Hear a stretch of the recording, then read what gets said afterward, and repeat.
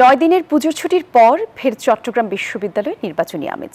ভোটারদের দাঁড়ে দাঁড়ে ফিরছেন চাকসুর প্রার্থীরা, একই সাথে সামাজিক যোগাযোগ মাধ্যমেও চালাচ্ছেন প্রচারণা। বিস্তারিত তামিম আহমেদ শরীফের পাঠানো তথ্যচিত্র, ডেস্ক রিপোর্ট।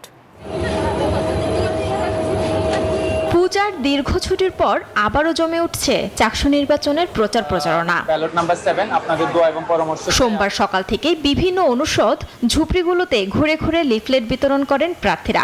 তাদের ইশতেহার প্রতিশ্রুতি জানাচ্ছেন ভোটারদের। বন্ধের পর সকল শিক্ষার্থী ক্যাম্পাসে না ফিরলেও ভালো সাড়া পাচ্ছেন বলে জানান প্রার্থীরা। একটি সুন্দর সুষ্ঠু নির্বাচন নিয়ে আশা তাদের। শাটল ট্রেন, এরপরে আমাদের ফ্যাকাল্টি, এরপরে ঝুপড়িগুলোতে এবং স্টেশনে আমাদের প্রচারণায় আলহামদুলিল্লাহ আমরা যথেষ্ট সাড়া পেয়েছি। যারা এসেছে আমরা তাদের কাছে যাওয়ার চেষ্টা করছি। এর বাইরেও আমরা অনলাইনে তারপর হচ্ছে অনেকের বাসায় যাওয়ার চেষ্টা করছি।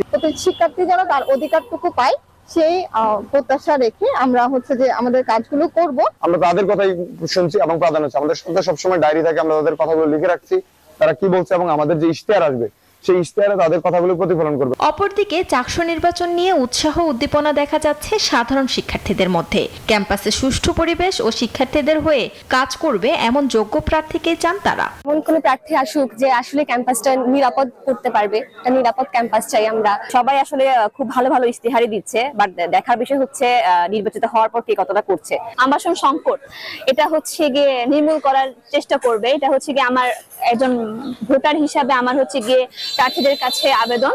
আগামী 15 অক্টোবর অনুষ্ঠিত হবে চাকসু নির্বাচন। 13 অক্টোবর রাত 12টা পর্যন্ত প্রচারণা চালাতে পারবেন প্রার্থীরা। Desk report, news 24।